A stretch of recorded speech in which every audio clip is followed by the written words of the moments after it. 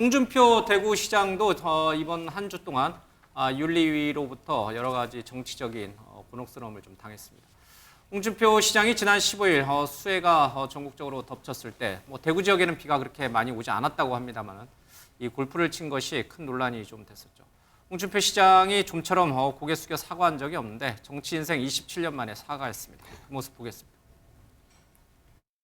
주말 일정이고 재난 대응 매뉴얼에는 위배되는 일이 없었습니다. 그러나 전국적으로 수해가 우려되는 상황에서 부적절했다는 지적은 겸허하게 받아들입니다. 홍준표 대구광역시장에 대해서 징계 절차를 개시하기로 의결했습니다. 공식 사과를 함으로써 더 이상의 논란 확산이 차단되기는 했지만 윤리위로서는 이미 벌어진 해당 행위에 대해서는 책임을 물을 수밖에 없습니다. 김남국 의원에 대해서는 한민수 대변인이 굉장히 곤혹스러워했을 것 같고 이번에는 거꾸로 김용남 전 의원이 좀 곤혹스럽게 만들어드려야 될 것 같습니다. 홍준표 대구시장에 대해서 윤리위가 징계 절차에 착수하겠다라고 했는데 징계위 논의를 지켜보겠다 이렇게 답변하시면 안 되고요. 어떻게 홍 시장이 처신해야 된다고 보십니까? 홍준표 시장은 이미 사과를 했습니다. 근데 보다 확실하게 엎드려야죠. 이제 사과 이후에도 페이스북에 글을 올렸다가 한 8시간 만에 지웠다고는 합니다만 그 글의 내용은 그거잖아요. 그러니까 한 고조 유방을 도와서 나라를 세웠던 한신이 젊었을 때 치욕을 감내하면서 불량배들 가랑이 밑을 지나갔다라는 거기서 유래한 이제 한자성어를 올렸는데 과하지옥이라고 하죠. 그거는 이제 뭐랄까 저거는 뒤끝이 있는 얘기잖아요. 내가 완전 지금 뒤끝 있죠. 지금 내가 사과는 했지만 훗날 두고 보자 이런 뜻이잖아요. 저런 모습이면 징계 수위가 높아질 수밖에 없겠죠. 이제 저런 모습을 또 한 번 보여서는 안 될 것 같고, 근데 이 국민의힘의 고민은 제가 보기엔 그렇습니다. 왜냐하면 지금 더불어민주당 쪽이 유쾌한 결별 아니면 심리적 분당 상태 이런 얘기가 나오면서 사실 원심력이 작동하고 있는 상황입니다만 국민의힘이라고 그게 없는 게 아니거든요. 네. 그리고 정치권은 총선을 앞두고는 워낙 에너지가 분출하기 때문에 모든 일이 다 가능해집니다. 그리고 예를 들어서 더불어민주당이 분당하게 되면 국민의힘이라고 하나로 그냥 내년 총선까지 간다는 보장도 없거든요. 근데 홍준표 대구시장 정도의 중량감이 있는 당내 정치인이 아주 중징계를 받게 됐을 때 가만히 있겠느냐. 물론 탈당이나 이런 거는 안 할 수도 있겠습니다만 총선을 전후로 해서 글쎄요 크게 당에 도움이 안 되는 어떤 일이 벌어질 가능성도 있거든요. 그러니까 윤리위에서 거기까지 고민할지 모르겠습니다만 글쎄요 이제 내년 총선을 염두에 두고 있는 사람이라면 징계 수위를 어떻게 결정해야 될지 고민일 수밖에 없을 것 같아요. 김 의원께서 이제 검사 출신이시잖아요. 검사하고 윤리위원하고는 좀 다르겠지만 지금 가장 강력한 중징계가 이제 당원권 정지 또는 제명이거든요. 제일 강력한 건 제명이죠. 그러니까 당원권 정지 또는 제명. 아니 제명 그리고 탈당 권유, 그다음 당원권 정지 그러니까 그리고 세군요. 경고 이렇게 네 가지 종류의 징계가 있습니다. 그러니까 제명이 제일 센 거 아니에요? 제일 세죠. 그러니까 제명이 제일 세고 당원권 정지도 세고. 그 사이에 탈당 권유도 탈당 권유했는데 열흘 안에 탈당 안 하면 제명하거든요. 과거 이 비슷한 사례, 그러니까 홍문종 의원이 2006년도에 수해 중에 강원도에서 골프 치다가 제명당한 사례가 있고요. 근래에는 김재원 의원이라든지 태용 의원이라든지 이런 분들이 골프 친 것도 아니에요. 그분들은 그냥 말 몇 마디 잘못해가지고 1년간 당원권 정지도 당했고 이런 최고위원직에서 전격 사퇴한 분도 좀 있습니다. 홍 시장에 대해서도 비슷한 잣대를 들이대면은 최소 당원권 정지에서 제명 정도는 가야 그분들하고 앞서 말한 그분들하고 형평성이 맞는 거 아닌가요? 근데 앞서 제가 말씀드린 대로 유력한 대권 주자니까. 대권 주자라는 입장보다 당의 입장에서는 내년 총선을 앞두고 또 다른 변수를 만들어낼 수가 있거든요. 그래서 그 점은 좀 고민이 될 것 같아요. 앞서 근데 말씀하시기를 민주당 쪽에서 김남국 의원을 두둔하는 식으로 마치 국회 표결에서 그렇게 나올 경우에 엄청난 폭풍에 시달릴 것이다. 그렇게 말씀하셨잖아요. 반대로 홍준표 시장에 대해서 국민의힘 윤리위가 어정쩡하게 말씀하신 대로 나중에 총선에 부담이 될 수도 있고 여러 가지 이제 대권 주자이기 때문에 정치적 변수 때문에 어정쩡하게 넘어가면 그 후 폭풍을 감당할 수 있겠어요? 그러니까 어정쩡하게 안 넘어가면 되죠. 이를테면 당원권 정지 같은 경우는 사실은 이것도 경징계라고 볼 수가 없죠. 1년간, 2년간? 그러니까 저는 이제 그 시간을 두게 되겠지만 우리가 경고라는 거는 이제 경징계로 봐요. 그렇지만 최소한 탈당 권유와 당원권 정지는 그건 중징계입니다. 왜냐하면 당원권 정지 같은 경우에는 한 달이 될 수도 있고 이준석 대표도 전 대표도 당원권 정지를 먹은 거 아닙니까? 김재원 전 최고도 1년 1년 한 거. 그러니까 다만 이제 태영호 의원 같은 경우에는 이제 정지 3개월인데 이제 이 최고위원 사퇴했기 때문에 이게 이제 감경이 되고 이제 어느 정도 이게 좀 말하자면 이제 가만히 된 건데 저는 홍준표 시장의 지금 문제가 가장 뭐냐면은 저는 선출직 공직자로서의 그 임무를 다하지 못한 것과 더불어서 780만 표를 얻었던 당의 대권 유력 주자였고 그다음에 전직 당대표였던 분인데 대구시에 아무 일이 없으니까 나는 골프 치러 가도 됩니다. 전국에 일이 있는 건 대통령 몫이지 내 몫이 아닙니다. 라는 뉘앙스로 얘기를 했다는 거예요. 그리고 골프장을 나온 게 뒤늦게라도 이거 내가 이러면 안 되는구나. 수에 쥐해야지라고 한 게 아니라 골프 칠 수가 없어서 골프장 문을 닫으니까 나온 거예요. 그러니까 이거는 말하자면 그냥 경고라든가 지금 당에서 일부 기류는 그런 게 있어요. 유상범 대변인이나 이런 분들은 이 당의 원로고 자산이고 한 이런 분이 더 공격받으면 안 되니까 이분이 어느 정도 사과를 했으니까 우리가 감안해야 되지 않느냐고 이른바 쉴드를 치는 그런 방어막을 치는 그 기류도 저는 이해합니다. 그럼에도 불구하고 그거는 당의 정부적 판단인 거고 윤리특위는 국민의 감정선이라든가 여러 가지 여론과 정서를 감안하지 않을 수 없어요. 왜냐? 정당은 국민의 선택을 먹고 사는 그런 집단이고 그다음에 대권을 그러니까 말하자면 총선이나 대선을 이기지 못하면 존립할 수 없는 게 정당입니다. 그렇다면 국민의 눈높이라는 건 대단히 중요한 잣대란 말이죠. 그런 측면에서 윤리위가 저는 가동이 됐기 때문에 이러저러한 일을 감안한다면 저는 당원권 정지인데 다만 어느 정도의 수위, 어느 정도의 기간으로 갈 것이냐. 저는 그건 이제 더 내부적으로 논의해야 되겠지만 저는 당원권 정지라는 건 최소한 저는 홍준표 시장으로서는 받을 수 있는 상당한 중징계일 겁니다. 왜냐하면 단 한 번도 정치 인생 역사상 본인이 이렇게 말하자면 본인의 얘기라면 수모를 당한 적도 없고 사과한 적도 없어요. 그렇기 때문에 이 부분은 저는 그 정도라고 생각한다 그러면은 당도 엄중하게 받아들이고 있는 신호로 봐줘야 한다라고 생각합니다. 홍준표 시장이 사실은 처음에 이 수해 골프 논란이 있었을 때 굉장히 당당했다가 기자회견하고 또 사과를 했다가 SNS에 또다시 글을 올렸다가 또 지웠습니다. 굉장히 좀 왔다 갔다 하는 태도를 보이기도 했고 여기에 대해서 이제 최수영 의원님께서는 당원권 정지 정도면 이거 중징계에 해당한다. 이 정도 징계면 충분하다라고도 말씀을 해주셨는데 차재용 교수님께서는 어떻게 생각하세요? 일단 홍준표 시장이 정치를 한두 해 하신 분이 아니잖아요. 그렇기 때문에 상당히 민심의 흐름을 누구보다 잘 아시는 분이거든요. 본인이 처음에 잘못 판단을 한 거죠. 자신이 본인이 실수했다 생각을 하고 빨리 지금 이제 사과를 하는 편인데 그럼에도 불구하고 아까 가와지옥이라는 그런 어려운 사자성어를 왜 썼느냐. 그럼에도 불구하고 중요한 건 끊기지 않는 마음처럼 중요한 건 끊기지 않는 권력 의지다. 나는 이런 일이 있다 하더라도 다음번 대권까지는 꼭 갈 거야. 그러기 위해서는 이 지금 당의 징계라든지 그런 걸 내가 피하기 위해서라도 사과를 하겠다. 그런 식으로 지금 굽히는 모습을 보여주는 것인데요. 그러다 또 글을 썼다가 또 왜 지웠을까요? 그러니까 이제 그 부분은 사실 어떻게 보면 가지옥이라는 표현을 우리가 사자성어 잘 안 쓰는데 일반 아마 젊은 사람들이 보면 이게 무슨 말일까? 가지 내가 욕이라도 좀 하고 싶네. 이 말을 하고 싶은 것이 아닐까라는데 제가 봤을 때는 그런 속내도 있는 것 같아요. 그만큼 상당히 뿔이 난 거죠. 뿔이 난 건데 본인 입장에서는 본인이 잘못했지만 그럼에도 불구하고 당에서 징계를 하겠다?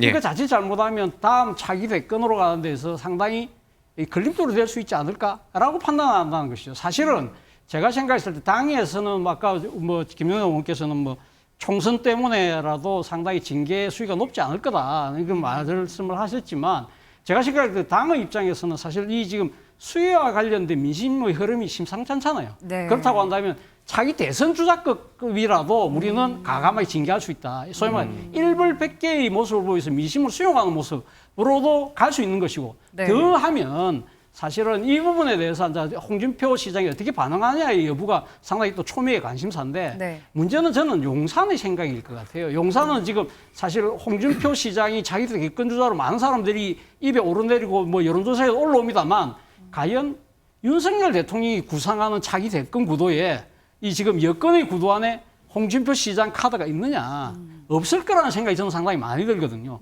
어떻게 보면 이 지금 이러한 사태 자체가 용산을 비롯해서 여권의 핵심에서는 불감청위원정 고소원이네. 우리가 감히 청하지는 못하더라도 이러한 상황 자체는 썩 나쁘진 않다. 그래서 이걸 갖다 적극적으로 정치적으로 활용하려는 생각이 분명히 있을 거예요. 그렇기 때문에 홍준표 시장이 반발했다가 다시 들어갔다가 다시 가지역이라는 말까지 냈다가 이건 아니다. 만약에 진짜 당원권 정지를 넘어서 네. 뭐 탈당 근육까지 한다고 하면 이건 끝나는 거잖아요. 그렇기 때문에 본인이 다시 접은 것인데 사실은 이 지금 차기 대권을 둘러싼 저는 여권 내의 아주 복잡한 권력 게임이 벌써 시작된 것이 아닐까 생각이 듭니다. 홍준표 시장이 사실 얼마 전에 국민의힘에서 이제 발언 논란으로 상임위원회에서 또 해촉된 바 있었잖아요. 뭐 이번에는 이제 다른 징계권이기는 합니다만 만약에 이번에 징계를 받아서 좀 수위 높은 징계를 받았다 하면은 홍 시장 입장에서는 이거 좀 크게 받아들일 수밖에 없겠죠 아무래도. 한민수 대표님. 상임고문 해촉이 됐었죠. 네. 근데 저는 이게 여권 지도부나 특히 국민의힘 윤리위는 진퇴양난 상황에 처할 수도 있다고 봐요. 왜냐하면 태영호 최고위원은 최고위원직을 내놓고 당원권 정지 3개월을 받았습니다. 예. 김재현 최고위원은 최고위원 지키고 1년 받았고 이준석 전 대표는 2번에 걸쳐 1년 6개월을 받았습니다. 네. 이 정도는 돼야 중징계가 되는 거예요. 중징계가 되는데 만약에 이게 다른 건도 아니고 다른 무슨 뭐 역사적인 5.18이랄지 4.3이랄지 논란에 대한 막말 이것도 엄중한데 지금은 수혜에 관련된 우리 국민 50분이 희생된 수혜에 관련된 부적절한 처신이란 말이죠. 네. 초반에 사과를 했으면 진화가 됐을 텐데 또 안 했어요. 계속 논란이 되는데 국민들 볼 때도 홍준표 시장이 왜 저렇게까지 하는 상황에서 윤리위가 열리는데 안 하면은 중징계를 안 하면 국민들이 저게 뭐야 이렇게 비판할 겁니다. 근데 했을 경우에 적어도 김재원 최고위원 정도나 이준석 대표까지 갈지는 모르겠습니다. 중징계를 하면은 저는 홍준표 시장은 가만히 있지 않을 겁니다. 문제를 삼을 거예요. 그러면 당장 김영한 충북도지사가 끌려 나올 겁니다. 김영한 충북도지사 뭐라고 했습니까? 수해 때 충북도지사 그 지금 오송 지하차도 그 참사 현장을 관리해야 되는 최종 책임자인데 일찍 갔어도 바뀐 거 없었다. 한두 명 사상자 있는 줄 알았다. 근데 일찍 갔어도 바뀐 거 없었다는 건 우리가 좀 익숙한 말이에요. 대통령실의 고위 관계자가 대통령 우크라이나 했을 때 한 얘기입니다. 똑같아요, 봐요. 서울로 뛰어가도 상황을 바꿀 수는 없었다. 대통령이 서울로 뛰어가도. 이러기 때문에 지금 벌써 그런 관련된 추측과 기사들도 나오고 있습니다. 그럼 홍 시장이 가만히 안 있을 거다라고 말씀해 주셨는데 어떻게 움직일 거라고? 그러면은 예를 들어서 그러기 때문에 저는 윤리위가 결국은 국민들을 볼 때는 이거 저거밖에 안 돼? 저런 그 경징계야? 이 정도 하고 끝일 가능성이 높다고 보는 거예요. 만약에 중징계를 들어가면은 김영한 충북도지사는 그러면 저러면 어떻게 되는데? 홍준표 시장 입장에서 문제 제기를 할 수가 있습니다. 다른 사람들에 그렇죠. 대해서 문제 다른 제기를 할 수 의원들도 있다. 지금 뭐 그날 다른 뭐 어디 야외도 갔다는 거 아닙니까? 뭐 어디 회의도 가고 그렇기 네. 때문에 이 부분은 국민의힘 윤리위가 열긴 열었습니다만 홍준표 시장이 물론 처신을 잘못했고 빨리 사과 나는 거 있지만 홍 시장을 지금 또 막다른 골목으로 몰면은 더 큰 후유증도 나올 수 있습니다. 네. 홍준표 시장을 둘러싸고 이제 거의 뭐 꼬리에 꼬리를 물듯이 가지치기가 계속 뻗어져 나가는 것 같습니다. 김영한 지사와 또 대통령실 관계자 우크라이나 방문과 관련된 얘기까지 나왔는데 좋습니다. 그렇게 김영한 지사라든지 아니면은 대통령실 고위 관계자의 발언까지도 홍 시장이 나중에 문제 삼을 것이 두려워서 국민의힘 윤리특위가 그렇게 크게 판을 벌이지 않을 것이다. 이런 전망 좋습니다. 반대로 아까 우리 차 교수님이 꺼낸 정치적 소설 얘기 쉽게 말하면은 내년 총선에서 현 여권 지도부는 다수당이 되고 그래서 안정적으로 친윤 정부를 향해서 달려가고 싶은데 홍 시장은 사실상 눈에 가시란 말이에요. 대통령에 대해서도 늘상 쓴소리 자주 하시는 분이고 잘 됐다. 이번 기회에 우는 아이 뺨 때리고 뺨 맞고 싶은데 이런 격으로 잘 됐다. 홍 시장 이번에 완전 중징계 내려서 정치적으로 재개할 수 없도록 윤 정부 내에서는 이렇게 좀 딱 버리는 카드로 활용할 가능성은 없어요. 아니 일단 전제가 홍준표 시장이 국민의힘이나 지금 여권 뭐 정부 여당 쪽에서 눈에 가시는 전혀 아니고요. 그런 상황은 전혀 전혀 아니에요. 전혀 김기현 아닌 대표랑 막 것이죠. 이렇게 신경전 벌이는데 전혀 그거는 아니에요? 뭐 두 분 사이에 오랜 인연도 있는데 네. 뭐 옥신각신은 잠깐 할 수 있습니다만 제가 알기로는 사이는 돈독하다. 홍준표 시장이 옛날에 원내대표를 했을 때 원내 대변인으로 김기현 당시 의원을 임명했던가 뭐 그런 예. 깊은 인연이 있어요. 그러니까 지금 홍준표 대구시장이 여권의 눈밖에 났다. 뭐 그건 전제가 전혀 일단 아니다. 맞지 않습니다. 그리고 국민의힘에 어쨌든 중량감 있는 정치인으로서 뭐 대권 주자 중에 한 명인 것이죠. 뭐 예. 가장 유력하지 않을 수는 있을지 모르지만 뭐 그 유력 정치인으로서 큰 영향력을 끼칠 수 있는 것은 틀림없는 사실이고요. 그리고 눈에 가시도 전혀 아니라고 생각이 됩니다. 다만 저는 그 정치적인 면을 고려했을 때 홍준표 대구시장에 대해서 중징계를 내리게 되면 홍준표 시장이 그냥 그걸 감내하고 있을까? 그거에 대해서는 의문점이에요. 그러면은 뭐 분당, 뭐 신당 창당 얘기까지 이제 어떤 지지자는 얘기를 하던데 그런 가능성도 있다고 보시는 거예요? 신당 창당은 가능할지 모르겠습니다만 그게 다른 요인하고 결합되면 혹시 모르겠죠. 본인은 이 당에서 정치 마치고 싶다 이렇게 얘기를 하긴 했습니다만. 그러니까 홍준표 시장의 지금 정치적인 그 이력을 보면 사실 남아있는 선거가 한 번 딱 남아있다고 보면 맞을 것 같아요. 지금 대구시장의 임기가 2026년에 끝나잖아요. 예. 네. 근데 2026년에 대구시장 재선에 도전하겠느냐? 안 하겠죠. 바로 1년 후에 대선이 대통령 있으니까 그게 마치 2006년 서울시장 임기를 끝내고 2007년 대선에 도전했던 당시 이명박 후보의 그런 경력대로 갈 가능성이 높아 보이는데 홍준표 대구시장 입장에서 지금 대단히 답답할 거예요. 왜냐하면 본인이 대구시장을 하면서 TK 지역의 맹주로서 이것을 기반으로 해서 한 번 남아 있는 선거인 2027년 대선에 유리한 지위를 점령하기 위해서 국회의원 5번, 당대표 2번, 경남도지사 뭐 대선 출마 2번까지 했던 분이 작년 지방선거에 대구시장 출마를 했는데 이게 돌아가는 정세를 보니까 TK의 맹주는커녕 이러다간 대구에서의 지위도 흔들릴 수 있는 상황이거든요. 근데 당에서 중징계까지 내린다 그러면 이제 쉬운 말로 2판 4판이 될 수 있거든요. 저는 그런 면이 조금 걱정이 되긴 합니다. 그러면 홍 시장은 과연 징계를 받았을 때 받고 나서 어떤 행보를 좀 예상해 볼 수 있을까요? 저는 이제 좀 반대로 생각합니다. 그러니까 홍 시장 같은 경우에는 최종 목표를 향해서 본인이 아마 낮은 자세로 이른바 로우키 전략으로 갈 겁니다. 제가 이제 들은 이야기는 이제 이렇습니다. 홍 시장이 이제 대선 후보 마치고 이제 윤석열 정부 출범했을 때 막 이른바 하방, 대구로 하방하겠다 하니까 이른바 친윤계나 이제 대통령 이제 정권 인수하는 측에서는 반색을 했었어요. 그래.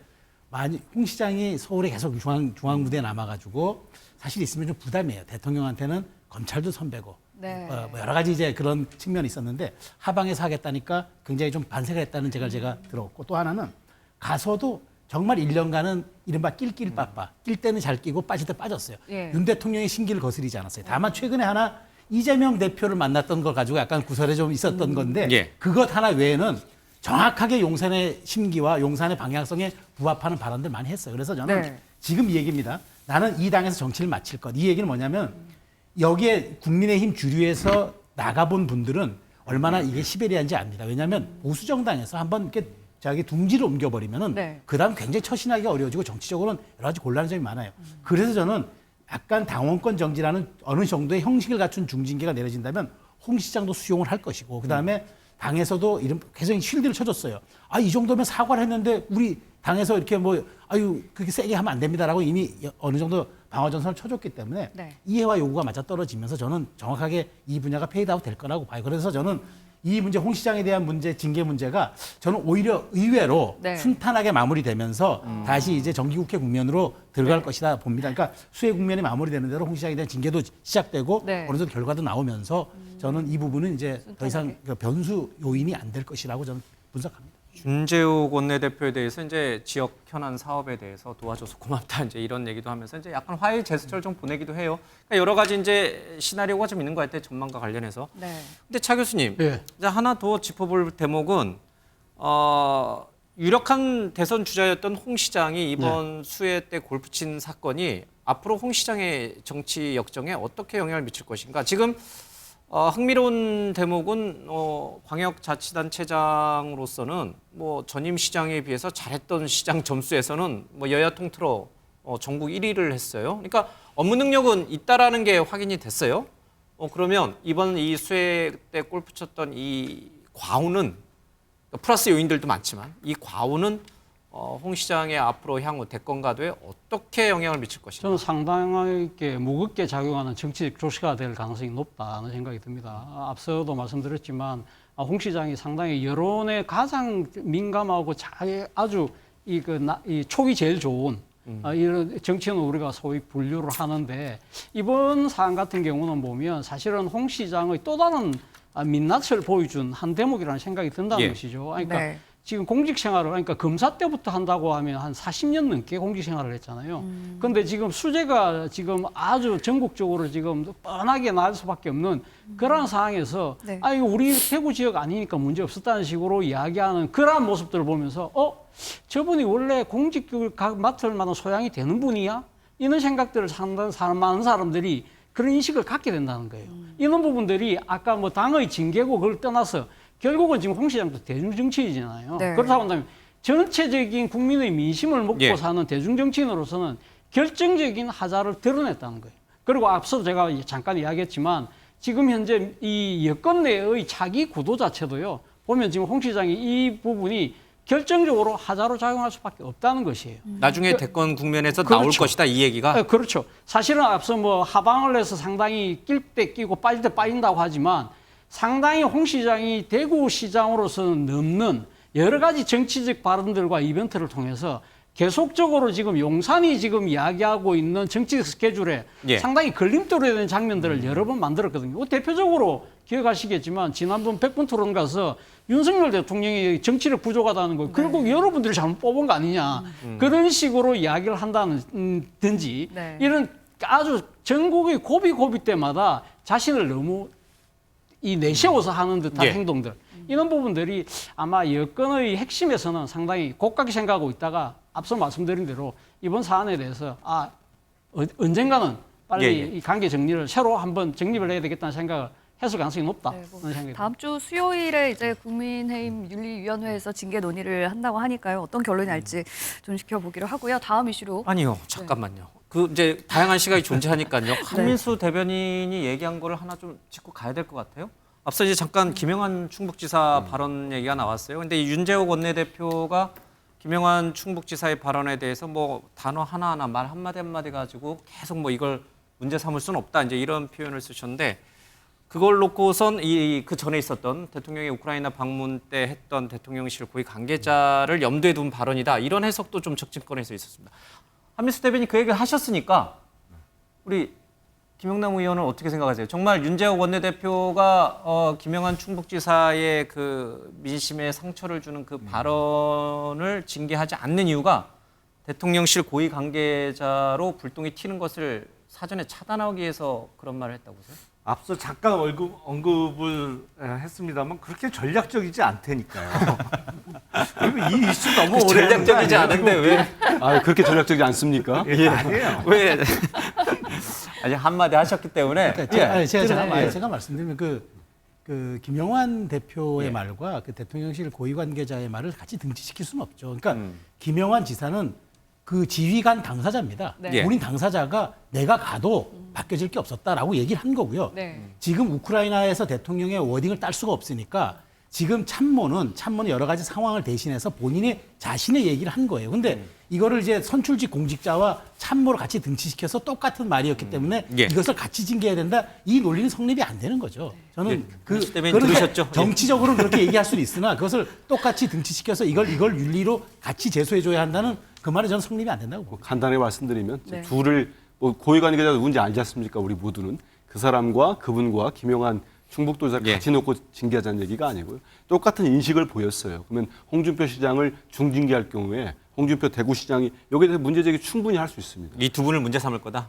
아니 적어도 김용한 충북도지사는 문제 삼을 수밖에 알겠습니다. 없어요. 그럼 국민들이 문제 삼고 하면은 똑같은 이게 뉘앙스뿐만 아니라 워딩도 거의 같습니다. 그럴 때 못된 우리 국민들이 어떻게 받아들이겠습니까? 예. 그런 얘기를 말씀드린 겁니다. 네, 국민의힘은 이슈 어쨌든 넘어가도- 치밀한 전략적인 수싸움을 벌이고 있지는 않네요. 그런 거 없어요. 예.